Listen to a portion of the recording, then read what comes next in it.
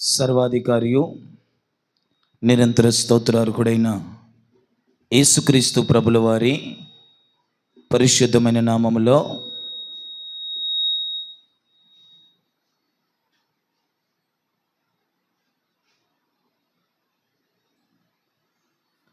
ఈ పునరుత్థానపు ఆరాధనలో పాలుభాగస్తులైన మీ అందరికీ నా హృదయపూర్వకమైన వందనాలు.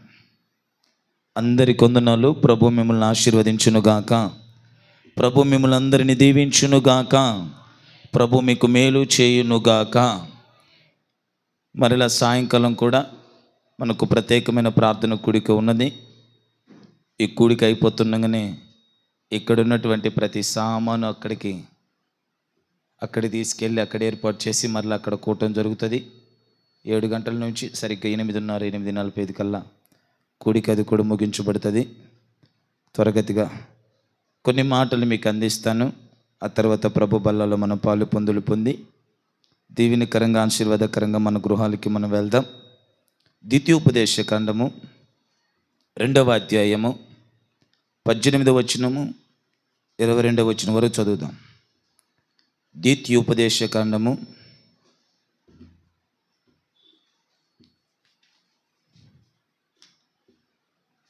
2వ అధ్యాయం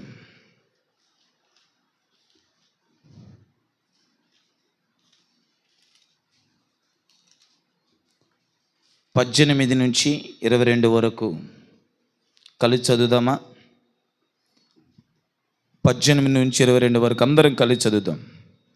అమ్మోనీయుల మార్గమున వెళ్ళినప్పుడు వారిని బాధింపవద్దు, వారితో యుద్ధం చేయొద్దు. ఎలయనగా లోతు సంతానమునకును దానిని స్వాస్థ్యముగా ఇచ్చినందున అమ్మోనీయుల దేశములో నీకు స్వాస్థ్యమునియను, అదియు రెఫాయుల దేశమని ఎంచబడి ఉన్నది. పూర్వమందు రెఫాయులు అందులో నివసించిరి. అమ్మోనీయులు వారిని జుంజుమీయులందురు. వారు అనాకీయుల వలె ఉన్నత దేహులు, బలవంతులైన బహుజనులు. అయితే యెహోవా అమ్మోనీయుల ఎదుట నుండి వారిని వెళ్ళగొట్టెను గనుక అమ్మోనీయులు వారి దేశమును స్వాధీనపరుచుకొని వారు ఆ చోట నివసించిరి. బైబిల్ గ్రంథంలో కొన్ని జాతులు మనకు కనబడుతూ ఉంటాయి. మనం బైబిల్ గ్రంథాన్ని ధ్యానం చేస్తున్నప్పుడు, చదువుకుంటున్నప్పుడు కొన్ని జాతులు మనకు కనబడతాయి. ఒక ఇశ్రాయేలులే కాదు, కానీ ఇశ్రాయేలులతో పాటు మరి కొన్ని జాతులు మనకు బైబిల్ గ్రంథంలో కనబడతాయి. చాలా జాతులు మనకు కనబడతాయండి. అమోరీయులని, అమాలేకీయులని, మోయాబీయులని, ఫిలిస్తీయులని, యబూసీయులని, ఇలాగున చాలా జాతులు మనకు బైబిల్ గ్రంథములో మనం చదువుకుంటున్నప్పుడు కనబడతాయి. మనకు ఇశ్రాయేలీలు అనబడిన ఒక్క జాతి మీదనే మనసు ఆలోచన ఉండబట్టి బైబిల్ గ్రంథాన్ని చదువుతున్నప్పుడు మనకు ఆ ఇశ్రాయేలీల మీదనే ఫోకస్ ఉంటుంది, ఇశ్రాయేలుల మీదనే దృష్టి ఉంటుంది. మెట్టుకు పాత నిబంధన చదివేటప్పుడు ఇశ్రాయేలుల మీద ఫోకస్, ఇశ్రాయేలుల మీద దృష్టి, ఇశ్రాయేలు మీదనే మనసు ఉంటుంది. ఆదికాండము నుంచి మొదలుకొని మలాకీ గ్రంథం వరకు చదువుకుంటూ వెళ్తున్నప్పుడు మనకు కనబడేది ఒక యూదులు, ఇశ్రాయేలీలే. చాలామంది దృష్టికి యూదులు, ఇశ్రాయేలీలు వీరి మీదనే మన మనస్సు, వీరి మీదనే మన దృష్టి. మ్యాక్సిమం మనము బైబిల్ని ధ్యానం చేసేటప్పుడు ఇశ్రాయేలీయుల గురించి మనం తెలుసుకుంటాం, ఇశ్రాయేలీయుల గురించి ఎక్కువ మాట్లాడతాం. ఇశ్రాయేలీయుల గురించి, ఆ జాతి గురించి మనం ఎక్కువగా మాట్లాడుకోవడం లేకపోతే డిస్కషన్ చేయడం జరుగుతుంది. బైబిల్ గ్రంథంలో ఇశ్రాయేలీయులతో పాటు మరికొన్ని జాతుల ప్రజలు కూడా ఉన్నారు. ఆ జాతులు మనకు కనబడుతున్నప్పటికీ వాటిని మనం పెద్దగా వాటి మీద మనస్సును పెట్టము, దృష్టి పెట్టము, వాటి గురించి ఆలోచించము.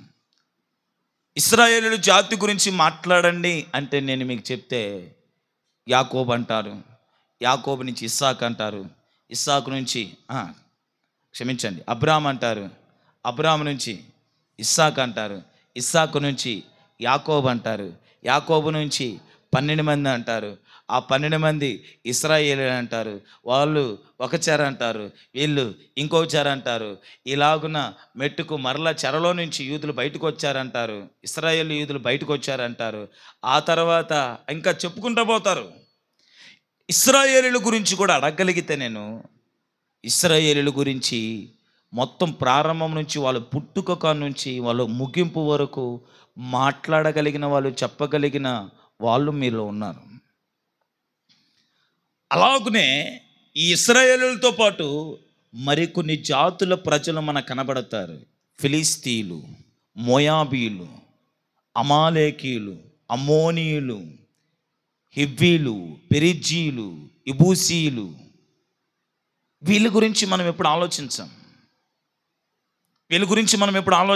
అసలు వీళ్ళ గురించి అసలు మనసు పెట్టం. వెళ్తున్నప్పుడు ఫర్ ఎగ్జాంపుల్ దావీదు సందర్భాన్ని చదువుతున్నప్పుడు ఫిలిస్తీయులను గుర్తుకు వస్తారు మనకి ఎక్కువ. ఫిలిస్తీయుడైన గొల్యాతు, ఫిలిస్తీయులతో దావీదుకి ఎక్కువ యుద్ధాలు.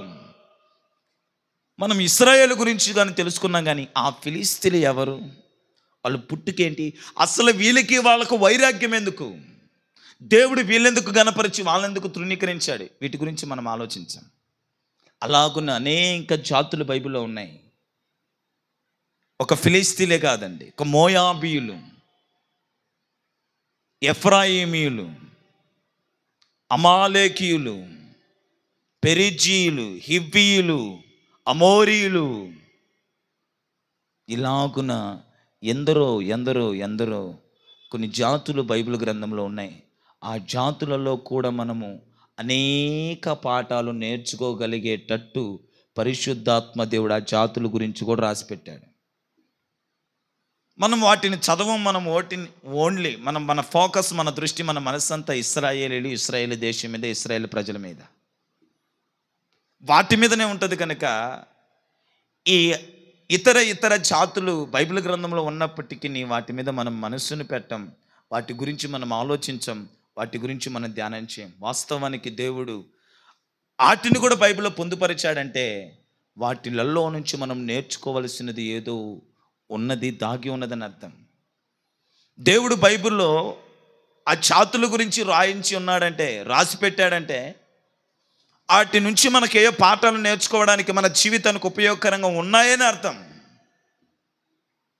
ఆ జాతులలోని ఒక జాతి అమ్మోనీయులు. ఈరోజు మనము అమ్మోనీయుల గురించి మాట్లాడదాం. ఎవరి అమ్మోనీయులు? అమ్మోనీయులు ఎవరు?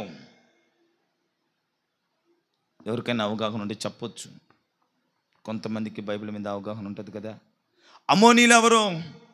అక్కడే ఉంది కదా, వాక్యంలో కూడా మనం చదువుకున్నాం, ఇప్పుడు దాకా చదువుకున్న దాంట్లోనే ఉంది. ఎవరు అమ్మోనీయులు చెప్పండి.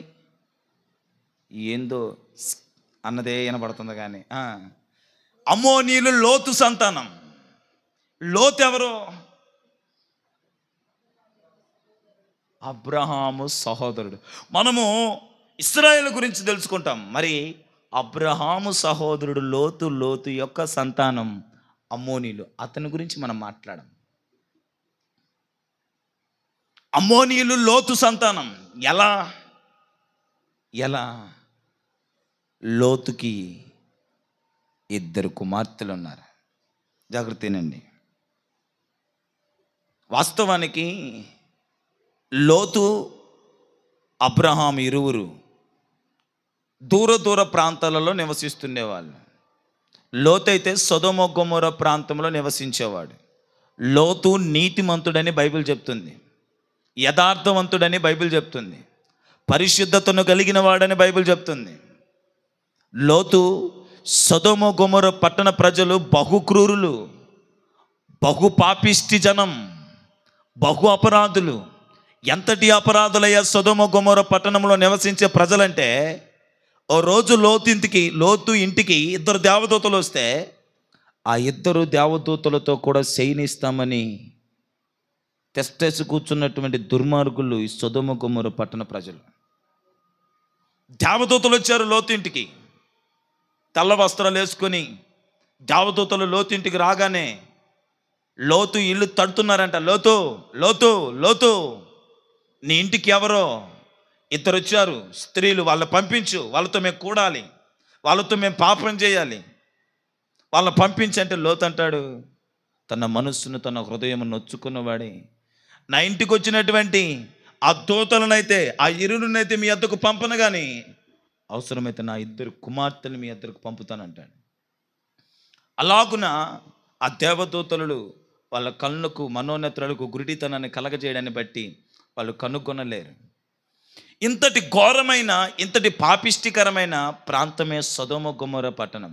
సొదొమ గొమొర్రా అంటే రెండు ప్రాంతాలు, అవి రెండు ప్రాంతాలు. సొదొమ ఒక ప్రాంతం, గొమొర్రా ఒక ప్రాంతం. ఈ సొదొమ గొమొర్రా పట్టణ ప్రజలు ఇంతటి భయంకరమైన ప్రజలు. ఈ ప్రజలు దేవునికి విరుద్ధంగా వ్యతిరేకంగా పాపాన్ని చేసే ప్రజలండి ఈ ప్రజలు. ఇలాంటి ప్రజల మధ్యలో నీతిగా బ్రతికిన కుటుంబం లోతు కుటుంబం, భక్తి కలిగిన కుటుంబం లోతు కుటుంబం, పరిశుద్ధత కలిగిన కుటుంబం, యెహోవాను అంటిపెట్టుకుని ఆనుకొని అత్తుకొని బ్రతికిన కుటుంబం లోతు కుటుంబం. విందాం. దేవుడు సొదొమ గొమొర్రా పట్టణస్తుల యొక్క పాపం అధికమవడాన్ని బట్టి దేవుడు అన్నాడు, లోతు, నీవును నీ కుటుంబ సభ్యులను కనబడుతున్నటువంటి కొండ యొద్దకు పారిపోండి, నేను ఈ ప్రాంతాన్ని అగ్నితో కాల్చివేయబోతున్నాను అన్నాడు. అన్నట్టుగానే లోతు తన కుటుంబ సభ్యులను తీసుకొని పరిగెడుతున్నాడండి. సొదొమ గొమొర్రా పట్టణ ప్రాంతాలను దేవుడు తగలబెట్టేశాడు, కాల్చేశాడు. ఊరకనే తగలబెట్టలో, ఊరకనే కాల్చిపడేలా. సొదొమ గొమొర్రాల యొక్క పాపపు స్థితి ఉన్నతంగా ఉంది, అధికంగా ఉంది. అందుకనే పొంగిందంతా పొయ్యిపాలు అవుతుంది అన్నట్టు పాపం అధికమైపోయింది. పాపం విస్తరించడాన్ని బట్టి దేవుడి కోపం, దేవుడి ఉగ్రత సొదొమ గొమొర్రా పట్టణం మీద నిలిచి ఆ పట్టణాన్ని మొత్తం బొగ్గు చేశాడు, నేలమట్టం చేసి నేల సదరం చేసి పెట్టాడు. సొదొమ గొమొర్రా పట్టణంతో పాటు మరికొన్ని పట్టణాలను కూడా కాల్చేస్తాడు అక్కడే, ఆ ప్రక్కనున్న పట్టణాలు. మనకు అవసరం సొదొమ గొమొర్రా పట్టణం కనుక దాని గురించి మాట్లాడుతున్నాం.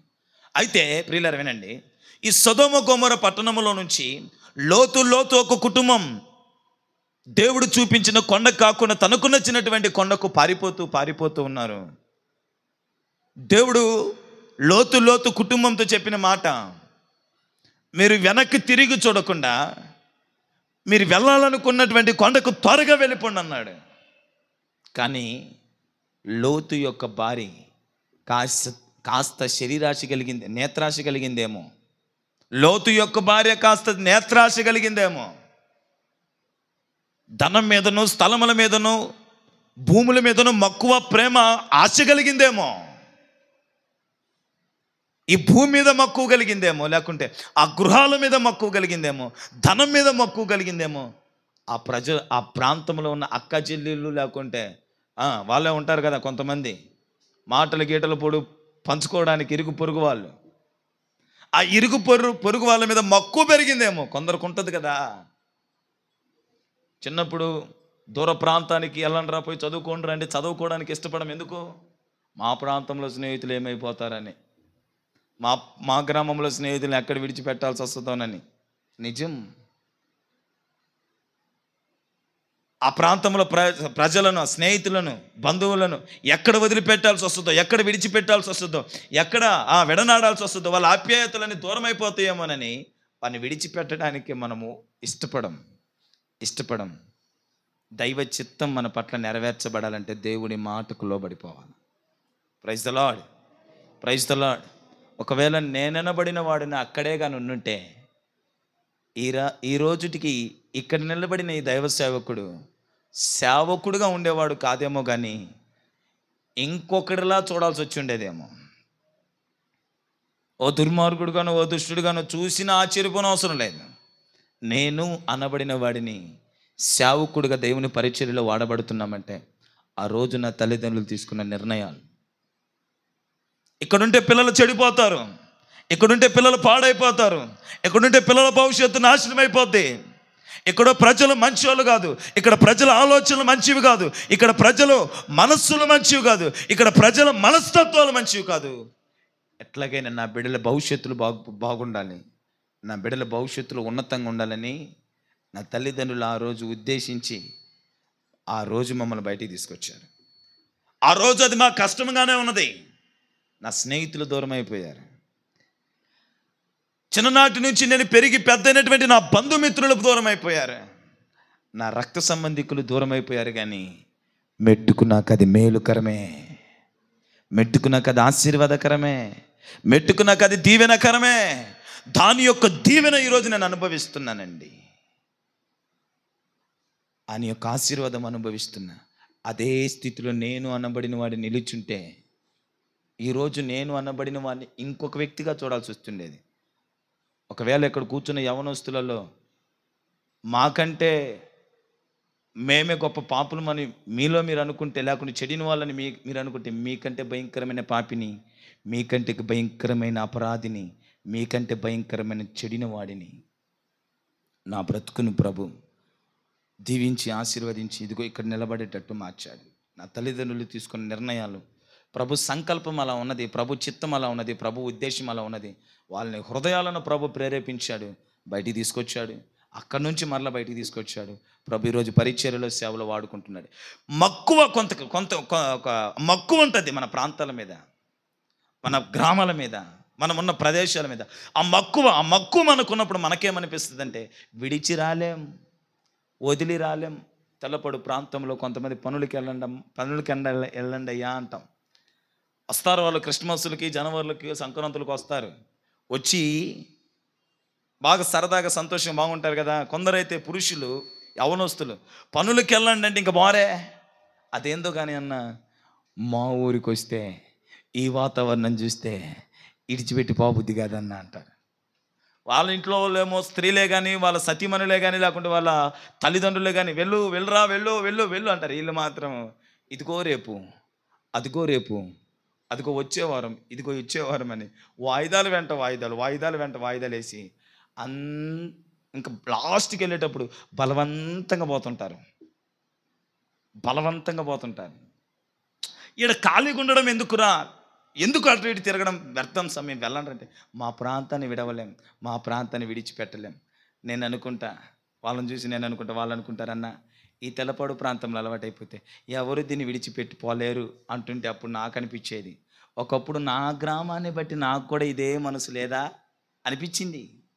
ఎన్నిసార్లు అనుకున్నాను, నా గ్రామాన్ని బట్టి నాకు కూడా అదే మనసు. నేను గింటే నా ప్రాంతాన్ని, నా గ్రామాన్ని ఎట్టి పరిస్థితుల్లో విడవడానికి లేదు. ఎక్కడే నిలబడాలా, ఎక్కడే స్థిరపడాలా, ఇక్కడే ఉండాలని తెస్టేసుకున్న మనసులో నిర్ణయించుకున్న వ్యక్తిని. ఒకప్పుడు వాళ్ళ ఆలోచనే కదా నా ఆలోచన కూడా అనుకునేవాడిని నేను. వాళ్ళ గ్రామం ఏమైంది, గొప్ప ప్రేమ మక్కువ. నాకు నా గ్రామం ఏమైంది, గొప్ప ప్రేమ మక్కువ. విడవలేకపోయాం. విడవలేక ఉంటారు చాలామంది. అలాంటి మనసు మనకు ఉండకూడదు. అబ్రామా లేచి రావయ్యా అంటే ఇంక మారో మాట్లేదు. అబ్రామ్కి తట్టా బుట్ట అంతా సర్దుకొని బ్యాగ్ తగిలించుకొని ఎక్కడికి కూడా క్లారిటీ లేదు, ఎక్కడికి పోవాలో క్లారిటీ లేదు, ఏం చేయాలో క్లారిటీ లేదు.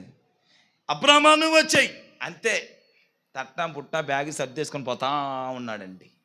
తల్లిదండ్రి చెప్పాడు బాయ్ బాయ్ టాటా సీయూ.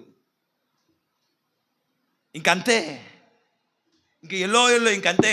ఇక ఎప్పటికీ ఆ ప్రాంతంలో మరలా అబ్రాము వెనక్కి తిరిగి చూడలేదండి. దైవ చిత్తానికి లోబడడం, దేవుని సంకల్పానికి లోబడడం వల్లనే దీవించబడ్డాం. నేను ఎందుకు ఈ వర్డ్లు చెప్తున్నానంటే, లోతేమో దేవుడు అన్నాడు నీ వెనక్కి తిరగొద్దు, వెనక్కి తిరగనేవద్దు ఇంక కానీ ముందుకు నడిచావు, ముందుకే బా అన్నాడు. ముందుకు అడిగేసావు, ఇంక ముందు చూపే చూడు, వెనక్కి తిరగొద్దు అన్నాడు. ఎవరితో? లోతుతో దేవుడు చెప్తే మరి ఈవిడికి ఉందే, లోతు భార్య పేరు లేదు కనుక లోతక్క, లోతు భార్య పేరు లేదు కనుక లోతక్క. మా లోతక్క ఏం చేసిందంటే కాస్త గ్రామం మీద మక్కువ పెరిగినట్టుంది, ఆ గ్రామ ప్రజల మీద మక్కువ పెరిగినట్టుంది.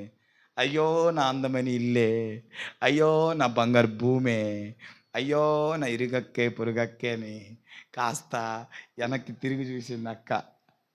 వెనక్కి తిరిగి చూసినాక ఇంక మళ్ళీ ఇంక తిరగకుండా పోయింది. వెనక్కి తిరిగి చూసిన మా అక్క లోతక్క ఇంక తిరుగుడు లేదు, లోతక్క ఆచూకే లేదు. అలాగున లోతక్క కంటికి కనబడకుండా కనుమరుగైపోయి ఉప్పు స్తంభమై నిలిచింది. అయితే అక్కడి నుంచి లోతు తను అనుకున్నటువంటి కొండకు పారిపోయాడండి. లోతు తను అనుకున్నటువంటి కొండకు పారిపోయాడు. ఇక్కడ ఒక మాట చెప్తాను, మీకు అవసరపడద్దని అనుకుంటున్నాను నేను. వెనక్కి తిరిగి చూడొద్దని దేవుడు చెప్పాడు. ఎవరితో? లోతు కుటుంబంతో. కానీ తన భార్య ఏం చేసింది? వెనక్కి తిరిగి చూసింది. ఏమొచ్చింది? ఏమొచ్చింది? బంగారు వచ్చిందా? వెండి వచ్చిందా? ఏమొచ్చింది? నష్టం వచ్చింది, నష్టం వచ్చింది, కష్టం వచ్చింది. నేను అప్పుడప్పుడు చెప్తా, మా మమ్మీకి అప్పుడప్పుడు దుర్గంపల్లి మీద మక్కువ. పోదాం పోదాం పోదాం అంటుంది. పోయినా ఒకరోజు 2 బండ్లు కూడా పగలగొట్టుకుని వచ్చినాయి. ఇంకా ఆ దెబ్బకి ఈ రోజుకి దుర్గంపల్లి అందం. అంతేకింటే నేనే అనాలి ఎప్పుడైనా. వద్దు వద్దు అంటే పాదాం పాదాం పాదాం అనింది. వద్దు వద్దు వదిలేసింది, విడిచిపెట్టి దేవుడు రమ్మన్నాడు. వచ్చేసాం, ఇంకా దాంతో మనకు పని లేదు, వద్దు వద్దు అనేది. పావాలని వారం ముందే పోయినాం. వారం ముందే పోయిన పాపానికి తిరిగి మేము దేవుడు ఎట్టుందరని మీ తిక్కెట్టుందో తీరుస్తాను అనుకున్నాడేమో మనసులో. మీ తిక్కెట్టుందో తీరుస్తానున్నాడు అనుకున్నాడేమో. నా సంకల్పం, నా చిత్తం, నా ఉద్దేశం మీ పట్ల వేరు. మీరు నా చిత్తానికి, నా ఉద్దేశానికి, నా సంకల్పానికి విరుద్ధంగా పోతున్నారు. మీ తిక్క తీరుస్తానని చెప్పి అనుకున్నాడు. 2 బండ్లు పగలగొట్టి ఒళ్ళంతా ఓనం చేసుకొని ఆ చలిలో ఆ గాలిలో ఆడే యాక్సిడెంట్, మా బాధలు, మా కష్టాలు, ఆ రాత్రి మా వేదన దేవుడు ఎరుకు, నేను ఎరుకు, మా నాయన ఎరుకు. అల్లాడిపోయామండి. 2 బండ్లు పగిలిపోయాయా? తొత్తులూరుకు వచ్చేసరికి ఇద్దరికి యాక్సిడెంట్లా? నాకు యాక్సిడెంటా? కాళ్ళంతా గుల్లైపోయిందా? ఒక్కొక్క చినుకు పడుతుంటే దేవుడు కనపడుతున్నాడు. అంతా నా యేసుకే. ఇల్లు దెబ్బలు తగిలి గాయమయ్యి చినుకు పడుతుంటే కాచుకోవడానికి కూడా ఏం లేదు కొట్ట. అంతా నా మంచికే ఆరాధన చేసుకుని పాట పాడుకుంటూ వస్తున్నాను. బండి ఎట్టబోతుంటే ఎట్ట కాదా నేను పెట్టేది, బండి ఎట్ట తిప్పుకొని పోతుంది బండి గాలికి. మా నాన్న ఉన్నాడు, నేనున్న వెనకాల మా నాన్న. నేను స్ట్రైట్గా పోతుంటే మా నాన్న రే ఇట్ట నేను ఎట్టే పోతున్నా, అది తీసుకొని పోతుంది. అంత పెద్ద గాలండి, అంత పెద్ద చినుకులండి. ఆ గాలి, ఆ జడివాన, ఆ తుఫాను మా కోసం వచ్చినట్టేమో అనిపించింది ఆ రాత్రి నాకు. మాకు బుద్ధి చెప్పడానికి, మమ్మల్ని గద్దించడానికి, మమ్మల్ని హెచ్చరించడానికి ఆ రాత్రి అంత పెద్ద గాలి ఆ రాత్రి రావడానికి గల కారణం ఇదే. దొరికాడరా ఈరోజు, వీడికి బుద్ధి చెప్పే పంపించాలనుకున్నదేమో దేవుడు. అనుకున్నాడేమో ఒక పెద్ద భయంకరమైన గాలి వానండి. రోడ్డు కూడా కనపడట్లా, ఎట్టుపోతున్నామో తెలియట్లా. మా నాన్న అరుస్తున్నాడు వెనకల్లా. ఎందుకంటే లారీలో వస్తుంటే బండి మిడిల్లో పోతుంది, నేను సైడ్ పోతుంటే బండి మిడిల్లో పోతుంది. అంత వేగంగా గాలి వేస్తుంది. అల్లాడిపోయాం ఆ రాత్రి, అల్లాడిపోయాం ఆ దినం. ఆ దినం గల అవ్వడానికి గల కారణం మేము ఆలోచించింది మాకు దేవుడు ఎరిగేటట్టు చేశాడు. మేము ఎరిగేటట్టు ఏంటంటే, వద్దుమా వద్దుమా, అది ప్రమాదకరం, అది అపాయకరం. 1 వీక్ ముందే పోయి కూర్చున్నాం. ఇందుకు గాను మాకు వచ్చినటువంటి నష్టం అది. కనుక లోతు భార్య వెనక్కి తిరిగి చూడడాన్ని బట్టి ఏమొచ్చింది? దేవుడి చిత్తం మన మీద ఉంటే, దేవుడి సంకల్పం మన మీద ఉంటే, దేవుని ఉద్దేశం మన మీద ఉంటే, ఆ చిత్తానికి, ఆ సంకల్పానికి, ఆ ఉద్దేశానికి శిరస్సు వంచి అలా నడిస్తే మన బ్రతుకులు ఆశీర్వాదకరంగా ఉంటాయి. లేదు కాదు కూడదని దైవ చిత్తము ఎరుగక, దైవుని సంకల్పం ఎరుగక విరుద్ధంగా పోతే కొన్ని దెబ్బలు తినన్న మరల దారి తెచ్చుకుంటాడు, దెబ్బలు కొట్టన తెచ్చుకుంటాడు. అది దేవుని యొక్క నైజం. విందాం. ఇక్కడ లోతు భార్య ఉప్పు స్తంభం అయిపోయింది. తన 2 కుమార్తెలను మరియు లోతును తను అనుకున్నటువంటి కొండ ప్రాంతానికి వెళ్ళారు. ఆ లోతు కుమార్తెలు ఇద్దరు ఇలా అనుకున్నారు, నేను నా తండ్రి తప్ప ఇక్కడ ఇంకెవ్వరు లేరు, ప్రపంచం మొత్తాన్ని దేవుడు అగ్నితో కాల్చిపడేశాడు, అగ్నిగంధాలు కురిపించి కాల్చేసి తగలబెట్టేశాడు, ఇక నేను నా తండ్రి మేమిద్దరమే మా తండ్రి, ఇక భూమి మీద జనులు అనేవాళ్ళు లేరు, ఇక భూమి మీద ప్రజలు అనేవాళ్ళు లేరు, భూమి మీద ఇంక మనిషి అనేవాడే లేడు, కనుక మిగిలిపోయింది నేను నా చెల్లి, లేకుంటే మా అక్క చెల్లిని ఇద్దరమే మా తండ్రి గారే, ఇక భూమి మీద ప్రజలు లేరు అన్న ఉద్దేశం. ఇందాం ఈ మాటను జాగ్రత్తగా రండి. భూమి మీద ఇక జనులు లేరు అన్న ఉద్దేశం, భూమి మీద ఇక ప్రజలు లేరు అన్న ఉద్దేశం, భూమిని అంతటిని దేవుడు అగ్నితో కాల్చేశాడన్న ఆలోచన దృక్పథంలో లోతు ఇద్దరు కుమార్తెలు ఓ నిర్ణయానికి వచ్చారు.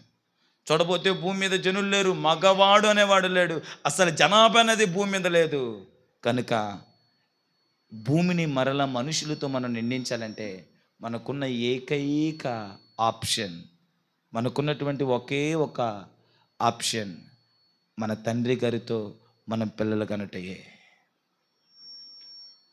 ఈరోజు హైందవులే కానీ క్రీస్తు అంటే ఎరుగని వారు కానీ చాలామంది పదాన్ని లేవనెత్తి మాట్లాడుతుంటారు. లోతు యొక్క కుమార్తెలు ఇద్దరు పాపం చేశారు కదా, అది తప్పు కదా, బైబిల్లో ఉన్నదంతా వ్యభిచారం, బైబిల్లో ఉన్నదంతా దుర్మార్గత, బైబిల్లో దుష్టత్వం, బైబిల్ అంతా పాపం అని ఈరోజు ఎందరెందరో యూట్యూబ్లలో వాపోతుంటారు, హైందవులు వాపోతుంటారు, క్రీస్తుని ఎరుగని వారు వాపోతుంటారు. వాస్తవానికి అక్కడ జరిగిన విషయం ఏంటంటే, ఎప్పుడైతే అగ్నిగంధకాలు కురిశాయో సొదొమ గొమొర్రా పట్టణాల మీద, మరికొన్ని పట్టణాల మీద, ఈ లోతు యొక్క ఇద్దరు కుమార్తెల ఆలోచనలు మారిపోయాయి. ఏంటి ఆలోచనలు అంటే, ఇక భూమి మీద జనాభా అనేది లేదు, మొత్తాన్ని కాల్చేశాడు దేవుడు, మిగిలిపోయింది మేమును మా తండ్రి గారే మిగిలిపోయాం, ఇక మరలా భూమిని నిండించాలన్న సంకల్పంతో ఉద్దేశంతో తమ తండ్రితో పిల్లలు కనాలని వాళ్ళు తీర్మానం చేసుకున్నారు. అర్థమైందా మీకు? ఎప్పుడైనా ఎక్కడైనా ఎదురైతే ఇదే సమాధానం చెప్పండి. అలా ఆ లోతు యొక్క ఇద్దరు కుమార్తెలు తన తండ్రితో కలవడాన్ని బట్టి వాళ్ళకి సంతానం పుట్టారు. దేవుడు వాళ్ళకు సంతానం ఇచ్చాడు. ఆ సంతానములో పెద్ద కుమార్తె, చిన్న కుమార్తె. ఈ చిన్న కుమార్తె యొక్క సంతానమే అమ్మోనీయులు. Praise the lord. శబ్దం గట్టిగా హల్లెలూయా, హల్లెలూయా. చిన్న కుమార్తె యొక్క సంతానం. లోతుకి ఇద్దరు కుమార్తెలు తన తండ్రితో గడపడాన్ని బట్టి, కలవడాన్ని బట్టి వాళ్ళకి సంతానం కలిగింది. ఆ సంతానంలో చిన్న కుమార్తెకు పుట్టినటువంటి సంతానమే అమ్మోనీయులు.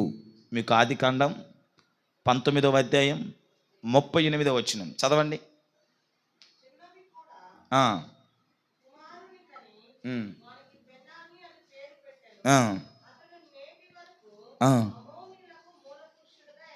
చిన్నది కూడా కుమారుని కనింది, అతనికి బెన్యమీ అని పేరు పెట్టారంట.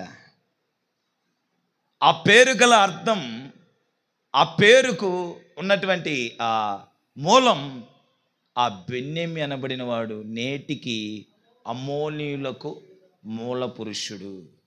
ఈ అమ్మోనీయులు ఎక్కడి నుంచి వచ్చారంటే లోతు సంతానం. అర్థమైందా? లోతు సంతానం అమ్మోనీయులు. లోతుకు పుట్టినటువంటి కుమారులే అమ్మోనీయులు. లోతు యొక్క చిన్న కుమార్తెకు, లోతుకు పుట్టినటువంటి కుమారులే అమ్మోనీయులు. ఈ అమ్మోనీయులు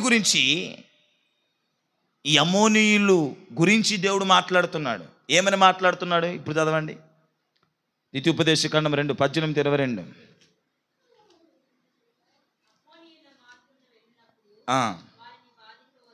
అమ్మోనీయులను మీరు బాధింపొద్దు, వారితో మీరు యుద్ధం చేయొద్దు. చదవండి. ఏలైనగా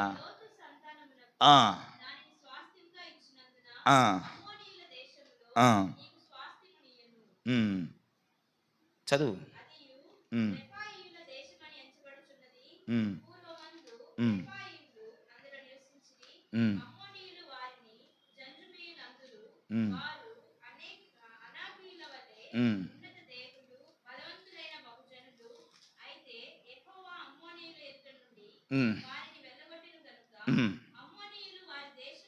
ఉమ్, ఉమ్. చాలు విందాం. అమ్మోనీయులు మార్గమున మీరు వెళ్ళినప్పుడు వాళ్ళని మీరు బాధింపొద్దు. ఇశ్రాయేలుతో అంటున్నాడు, ఇశ్రాయేల్ ప్రజలతో అంటున్నారు. ఇశ్రాయేల్ ఐగుప్తులో నుంచి బయలుదేరారు, ఐగుప్తులో నుంచి కానాకు బయలుదేరారు. వారి ప్రయాణం సాగింది. ఐగుప్తులో వాళ్ళ ప్రయాణం ప్రారంభమైంది. కానాకు వెళ్తున్నారు. దారి మధ్యలో ఎవరొస్తే వాళ్ళని ఓడించుకుంటూ ఆ దేశాల మీద విజయాలు సాధిస్తూ వాళ్ళ ప్రయాణం సాగుతుంది. విందాం జాగ్రత్తగా, ఇక్కడ నుంచి ఇంట్రెస్ట్ పెడితేనే మీకు ఎక్కుతుంది. వాళ్ళ ప్రయాణం సాగుతుంది. దారి మధ్యలో వాళ్ళకి శత్రువులు ఎవరు వస్తారో వాళ్ళని అణుచుకుంటూ, వాళ్ళని అనగదొక్కుతూ వాళ్ళ ప్రయాణం అలా ముందుకు సాగుతుంది. దేవుడు ఇశ్రాయేలుతో అంటారు, ఇశ్రాయేలులారా, మీరు వెళ్తున్నటువంటి మార్గంలో అమ్మోనీయులు మీకు ఎదురు పడతారు, వాళ్ళని బాధించొద్దు. అమ్మోనీయుని మీరు బాధించొద్దు. ఈ మాటలు జాగ్రత్తగా వినండి, చాలా విలువైన మాటలు ఇవి. ఇది అర్థం అవ్వాలంటే ఈ మాటలు మీరు వినాలి. అమ్మోనీయులు మీరు బాధించొద్దు, వాళ్ళతో మీరు యుద్ధం చేయడానికి కూడా వీలు లేదు. అమ్మోనీయులకి నేను ఒక భూభాగం ఇచ్చాను. ఒకప్పుడు అమ్మోనీయులకి నేను ఒక భూభాగం ఇచ్చాను. ఆ అమ్మోనీయులు నివసిస్తున్న భూభాగంలో ఒకప్పుడు అనాకీలు, రెఫాయిములు, అమ్మోనీయులు అయితే వాళ్ళకి జంజుమీలని పిలిచేవాళ్ళంట. వీళ్ళు బ్రతికేవారు. వాళ్ళు ఎలాంటి వాళ్ళు తెలుసా? ఉన్నత దేహము కలిగిన వాళ్ళంట, ఉన్నత దేహులు. ఒకవేళ ఈ అమ్మోనీయులు వెళ్ళి అనాకీలు ఎదుటి నిలబడితే ఇక్కడ చూడాల్సి వస్తుందేమో. ఎందుకంటే బైబిల్ స్పష్టంగా చెప్పింది చూడు, ఏమని? ఉన్నత దేహులు. బహుశా గొల్యాతు ఎదుట ఇశ్రాయేలుల పరిస్థితి ఎలా ఉంటుందో ఈ అనాకీలు అంత ఉన్నత దేహులేమో. డబ్ల్యూడబ్ల్యూ చూస్తారేమో మీకు. దాంట్లో కాళీ అనబడిన ఒకడు ఉంటాడు, భారతీయుడు. కాళీ ఇట కొడుతుంటాడు, ఎత్తి మీద ఇట కొడుతుంటాడు. వాడి బాడీ అండి రీసెంట్గా పుష్కరాలు మహాకుంభమేళలో కూడా వచ్చాడు అతను. ఎంత వెయిట్, ఎంత హైటు, అంత హైట్ కలిగిన వాళ్ళంట ఈ అనాకీలు. విందాం జాగ్రత్తగా. ఈ అనాకీలు, ఈ జంజుమీలు, ఈ రెఫాయిములు, మూడు ఒకే పేరు. అనాకీలు అన్న, జంజుమీలు అన్న, రెఫాయిములు అన్న ఒకటే. వీళ్ళు ఈ పేరు కలిగినటువంటి ప్రజలు ఇప్పుడు లోతుకు ఏ భూభాగం అయితే దేవుడు ఇచ్చాడో, లోతుకు స్వాస్థ్యమే లేదు. ఎవరిచ్చారు? లోతు కుటుంబానికి లేదు. లోతు కుమారులైన అమ్మోనీయులకి స్వాస్థ్యమును, భూమిని ఎవరిచ్చింది? దేవుడే. మీరు వినాలి జాగ్రత్తగా. ఒకప్పుడికి లోతు కుమారులైన అమ్మోనీయులకి ఏ భూభాగం లేదు, ఏ స్వాస్థ్యం లేదు. దేవుడు అమ్మోనీయులను ప్రేమించి, అమ్మోనీయుల ఎడల కృప చూపి, అమ్మోనీయుల ఎడల దయ చూపి, వీళ్ళు లోతు సంతానమే కదని జాలిపడి వీళ్ళకి దేవుడు ఏమిచ్చాడంటే ఒక స్వాస్థ్యాన్ని, ఒక భూమిని ఇచ్చాడు. ఆ భూమిలో ఎవరు నివసించేవాళ్ళంటే అనాకీయులు నివసించేవారు. వీరు ఎలాంటి స్వభావం కలిగిన వారంటే ఉన్నతమైన దేహాలు కలిగిన వారు, బలాఢ్యులు, శక్తిమంతులు. ఆ ఉన్నతమైన బలాఢ్యులైన శక్తిమంతులైన ఈ అనాకీయులు ఎదుట అమ్మోనీయులు ఎలా ఉంటారు? చిన్నపిల్లలాగా ఉంటారు. దేవుడు ఏం చేశాడంట? అనాకీయులను వెళ్ళగొట్టాడంట. వెళ్ళగొట్టింది ఎవరు?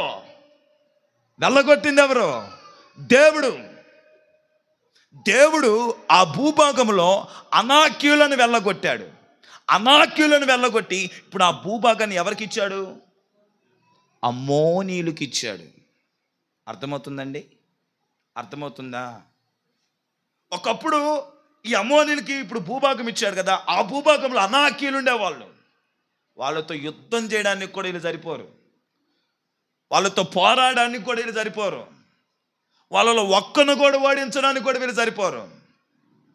అలాంటి అనాకీయులను, రెఫాయిములను, జంజుమీలను దేవుడు యుద్ధం చేసి దేవుడు వాళ్ళని అక్కడి నుంచి వెళ్ళగొట్టేశాడంట. అమ్మోనీయుల పక్షాన దేవుడు ఎంత గొప్ప కార్యం చేశాడో చూడండి. స్వాస్థ్యమే లేదు అమ్మోనీయులకి, ఒక భూభాగం లేదు అమ్మోనీయులకి. అలాంటి అమ్మోనీయులకి ఎవరో అనాకీయులు, ఉన్నత దేహము కలిగిన వాళ్ళు, ఈ అమ్మోనీయులు వాళ్ళతో యుద్ధం చేసుకోలేరని దేవుడు జాలిపడి దేవుడు కనికరం చూపి, దేవుడు ప్రేమ చూపి, ఈ అమ్మోనీయులు వాళ్ళతో యుద్ధానికి వెళ్తే వారితో పోరాడలేరు, వారిని ఎదిరించలేరు, వాళ్ళ మీద విజయం సాధించలేరు. అందుకని దేవుడు అమ్మోనీయుల పక్షాన నిలబడి అనాకీయులను, ఆ జంజుమీయులను వెళ్ళగొట్టి ఆ ప్రాంతంలో ఫిలిస్తీన్లను తీసుకొచ్చి నిలబెట్టేశాడు. ఫిలిస్తీన్లకు ఒక స్వాస్థ్యం ఇచ్చాడు, ఫిలిస్తీన్లకు ఒక భూభాగం ఇచ్చాడు. భూభాగమును, స్వాస్థ్యమును అమ్మోనీయులకు ఇచ్చాడు. అమ్మోనీయులకు ఒక భూభాగం, అమ్మోనీయులకు ఒక స్వాస్థ్యాన్ని దేవుడే ఇచ్చాడు. అంత గొప్ప ఉన్నత దేహులైన అనాకీయులను వెళ్ళగొట్టింది మాత్రం ఎవరో? దేవుడే. ఇశ్రాయేలు అంటాడు, ఇశ్రాయేలారా, మీరు వెళ్తున్న మార్గంలో మీకు అమ్మోనీయులు కనపడతారు, వాళ్ళనైతే మీరు బాధ పెట్టొద్దు, మీరు బాధ పెట్టొద్దు, వాళ్ళతో యుద్ధం కూడా మీరు చేయడానికి వీల్లేదు. అంటే అమ్మోనీయులను దేవుడు ఎంత ప్రేమించాడు, అమ్మోనీయులను దేవుడు ఎంత ఆశీర్వదించాడు, అమ్మోనీయులను దేవుడు ఎంత దీవిస్తున్నాడో కాస్త గమనిద్దాం. వీళ్ళ చరిత్ర మీకు చెప్తాను. కనుమరుగైపోయారు వీళ్ళు.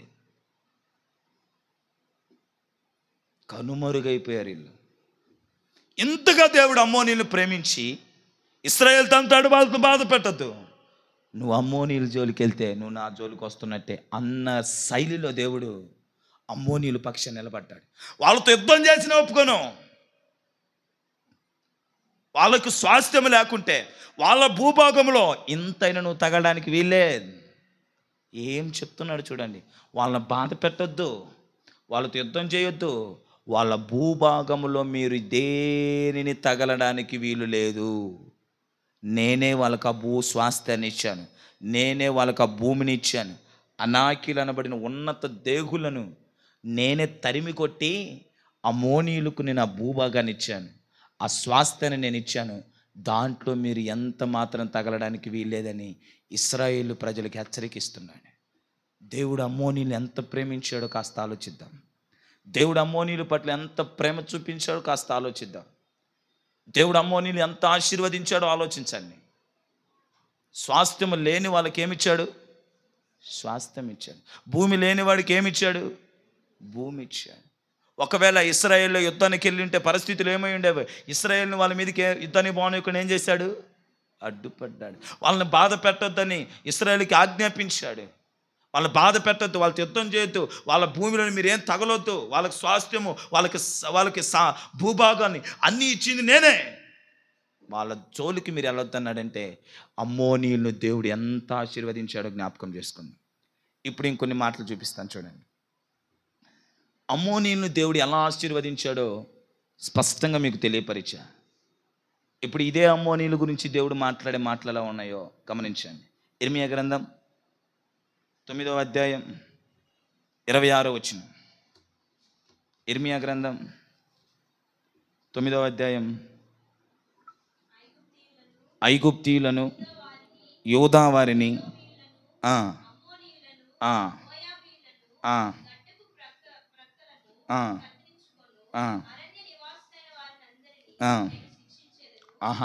చాలు. ఇక్కడ మనము ఇప్పుడు మనం ధ్యానం చేస్తున్న జాతి ఏదో కనబడుతుందే, కనబడిందా? అమ్మోనీయులను నేను శిక్షించేదని అంటున్నాడు. అమ్మోనీయులను నేను శిక్షిస్తానంటున్నాడు. అమ్మోనీయులను ఆశీర్వదించింది ఎవరు? దేవుడే. అమ్మోనీయులకు స్వాస్థ్యం ఇచ్చింది ఎవరు? భూభాగం ఇచ్చింది ఎవరు? వాళ్ళతో బాధ పెట్టద్దు అన్నది ఎవరు? వాళ్ళతో యుద్ధం చేయొద్దు అన్నది ఎవరు? వాళ్ళ పక్షాన నిలిచిన దేవుడు ఇప్పుడు అంటాడు, వాళ్ళనైతే వదిలిపెట్టను, వాళ్ళని శిక్షిస్తానంటున్నాడు. వాళ్ళకి శిక్ష తప్పదు అంటున్నాడు. మరికొన్ని మాటలు చూద్దాం. మరికొన్ని మాటలు పరిశుద్ధ గ్రంథంలో నుంచి. జపన్య గ్రంథం 2వ అధ్యాయం 9వ వచనం. జపన్య 2:9.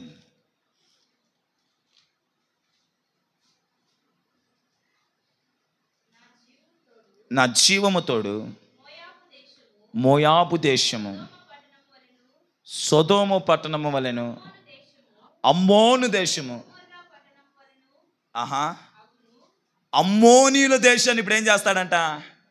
ఒకప్పుడు అదే దేశానికి ఇశ్రాయేలుని ఏమన్నాడు? ఆ భూభాగాన్ని తగిలిన నేను ఒప్పుకొని అన్నాడు. వాళ్ళతో యుద్ధం చేసిన నేను ఒప్పుకొని అన్నాడు. వాళ్ళని బాధ పెట్టిన నేను ఒప్పుకొని అన్నాడు. ఇప్పుడు అదే దేవుడు అంటాడు, గొమొర పట్టణం ఏ గతి పెట్టిందో అమ్మోనీయుల భూభాగానికి ఆ గతి పెడద్దన్నాడు. ఇంత గొమొర పట్టణానికి ఏం జరిగింది?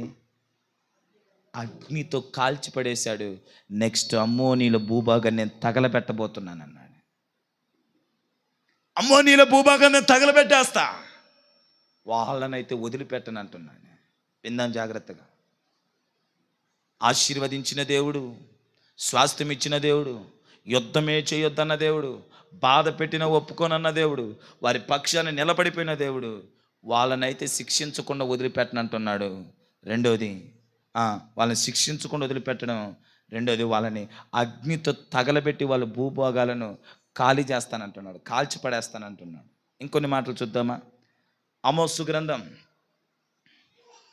1వ అధ్యాయం 13వ వచనం. ఆమోసు గ్రంథం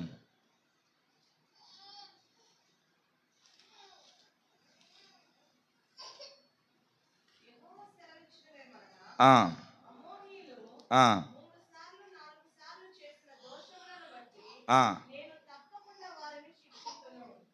అమ్మోనీయులు 3 సార్లు 4 సార్లు చేసిన దోషమును బట్టి మరలా నేను ఏం చేస్తాను? వాళ్ళనైతే శిక్షిస్తాను, వాళ్ళని నేను శిక్షించబోతున్నాను అంటున్నాడు. ఇంకొక మాట చూడండి, ఏస్కేల్ గ్రంథం 21, ఏస్కేల్ 21 18 నుంచి 20 వచనాలు చదువుదాం. ఏస్కేల్ 21వ అధ్యాయం. మరియు యెహోవా వాక్కు నాకు ప్రత్యక్షమై ఇలాగు సెలవిచ్చెను, నరపుత్రుడా, బబులోను రాజు ఖడ్గము వచ్చుటకు 2 మార్గములు ఏర్పరచును. ఆ రెండును ఒక దేశములో నుండి వచ్చినట్లు సూచించుటకై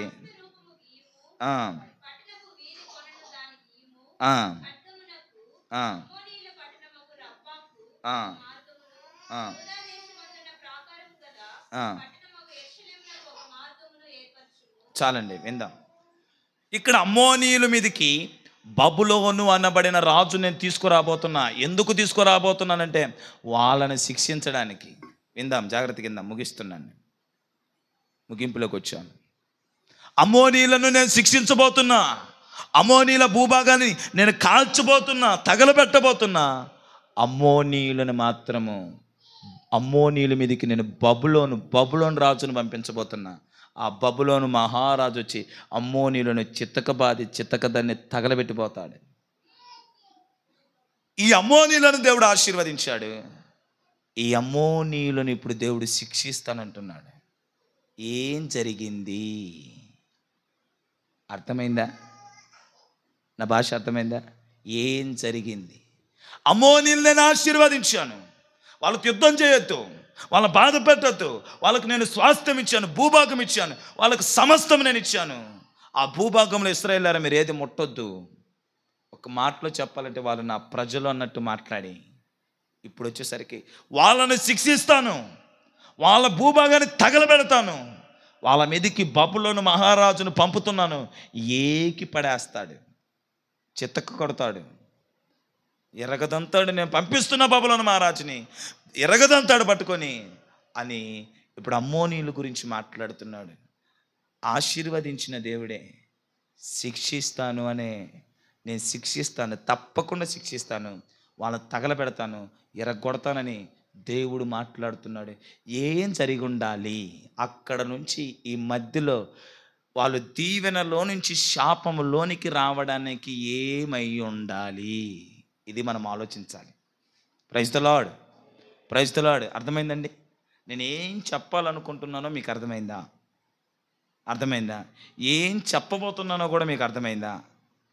అర్థం అవ్వాలా, రెండు అర్థం అవ్వాలా. నేను ఏం చెప్పాలనుకుంటున్నానంటే దేవుడు అమ్మోనీయులను ఆశీర్వదించాడు, అదే దేవుడు అమ్మోనీయులను శిక్షిస్తున్నాడు, కాల్చేయబోతున్నాడు, తగలబెట్టబోతున్నాడు. ఏం చెప్పదలిచానంటే ఎందుకు దేవుడు ఎందుకు ఈ అమ్మోనీలు ఆ ఆశీర్వాదమును పోగొట్టుకొని శిక్షలోనికి లేకుంటే శాపములోనికి రాగలిగారు? ఏం జరిగింది?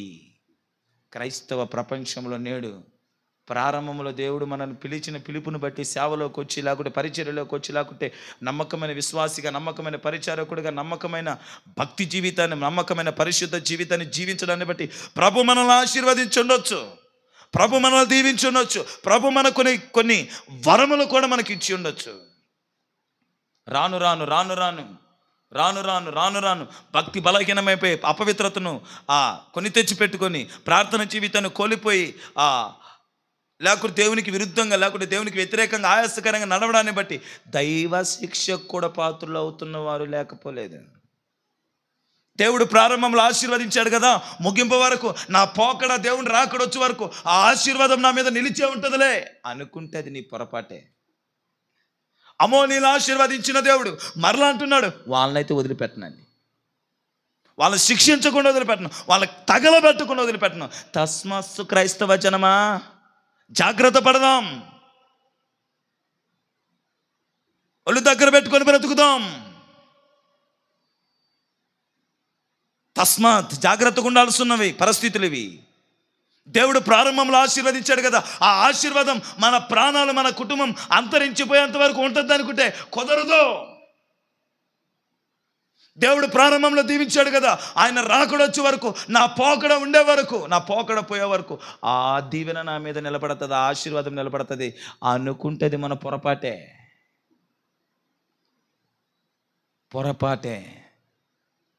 ఈ అమ్మోనీయులను ఆశీర్వదించిన దేవుడు అమ్మోనీయులను శిక్షించడానికి కొన్ని కారణాలు మనకు కనబడతాయి. బైబిల్ గ్రంథంలో కొన్ని కారణాలు మనకు కనబడతాయి. దాదాపుగా ఒక 4 కారణాలు నాకు కనబడ్డాయి. ఈ బలమైన 4 కారణాలను బట్టి దేవుని ఆశీర్వాదాన్ని కోల్పోయి దైవ శాపము, దేవుని శిక్షలోకి అమ్మోనీయులు రాగలిగారు.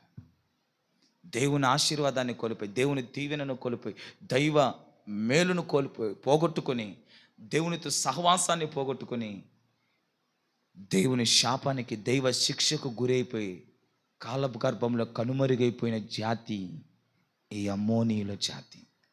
క్రైస్తవులుగా నీవు నేను దేవుని ఆశీర్వాదాలతో ఈరోజు నడుస్తుండొచ్చు, దేవుని దీవెనలతో ఈరోజు మన బ్రతుకుతులు ఉండొచ్చు, దేవుని మేలు అనుభవిస్తూ మన బ్రతుకులు ఉండొచ్చు, దేవుడు మన పక్షాన నిలిచి మనల్ని నడిపిస్తుండొచ్చు. ఇలా మన ఆత్మీయ జీవితం నడుస్తూ ఉంటే దేవునికి స్తోత్రం. ఇలా కాకుండా మన ఆత్మీయ జీవితము తేడా వస్తే ఆశీర్వదించిన దేవుడే ఏం చేస్తాడు? శిక్షిస్తాడు. దీవించిన దేవుడే శపిస్తాడు. ఆత్మీయ జీవితాలు జాగ్రత్తగా జీవించాలి. ఆత్మీయులుగా మనము చాలా జాగ్రత్తగా బ్రతకాలా. ఆత్మీయ జీవితం అంటే ఆషామాష జీవితం కాదు. భక్తి జీవితం అంటే ఆషామాష జీవితం కాదు. పరిశుద్ధ జీవితం అంటే ఆషామాష జీవితం కాదు. దేవుడు మనం అడగంగానే ఏది కావాలన్నా అది ఇస్తాడు. బ్రతకవలసిన రీతిలో, జీవించాల్సిన రీతిలో, నడుచుకోవలసిన రీతిలో నడవకపోతే ఏది కావాలంటే అది ఒకప్పుడు ఎందుకు ఇచ్చాడంటే నువ్వు బాగుగా బ్రతకడాన్ని బట్టి. ఇప్పుడు నీ బ్రతుకు బాగులేదు కనుక, నీ బ్రతుకు సరిలేనిది కనుక ఇప్పుడు నువ్వు ఏదడిగితే దేవుడు ఏదడిగినా శిక్షే ఇస్తాడు, ఏదడిగినా శాపమే ఇస్తాడు. నువ్వు బ్రతకాల్సిన తీరులో, బ్రతకవలసిన సరైన మార్గంలో, నువ్వు నడవలసిన నడవడికలో నువ్వు నడవగలిగితే నువ్వు ఏది అడిగితే అది ఇస్తాడు. నీ శత్రువులు కూడా నీ దరిదాపులకు రానివ్వకుండా అనుస్తాడు. నిన్ను ఎవరు బాధింపనివ్వకుండా ఆపుతాడు. నీతో ఎవరు యుద్ధం కూడా చేయనీయకుండా నిలబెడతాడు. నీకు స్వాస్థ్యాన్ని ఇస్తాడు. నీకు ఏది కావాలంటే అది ఇస్తాడు. బట్ నడవలసిన రీతిలో నడవకపోతే, బ్రతకవలసిన రీతిలో బ్రతకకపోతే, కట్టుకోవలసిన రీతిలో నీ ఆత్మీయ జీవితం కట్టుకోకపోతే, ఉండవలసిన స్థితిలో నువ్వు ఉండకపోతే తప్పకుండా ఆశీర్వదించిన దేవుడే మరలా శిక్షించడం ప్రారంభిస్తాడు. ఆశీర్వదించిన దేవుడే మళ్ళీ దీవించిన దేవుడే మళ్ళీ శపించడాన్ని ప్రారంభిస్తాడు. జాగ్రత్తగా బ్రతుకుదాం. అవి ఏంటో వచ్చేవారని చెప్తాను, సమయం లేదు కనుక.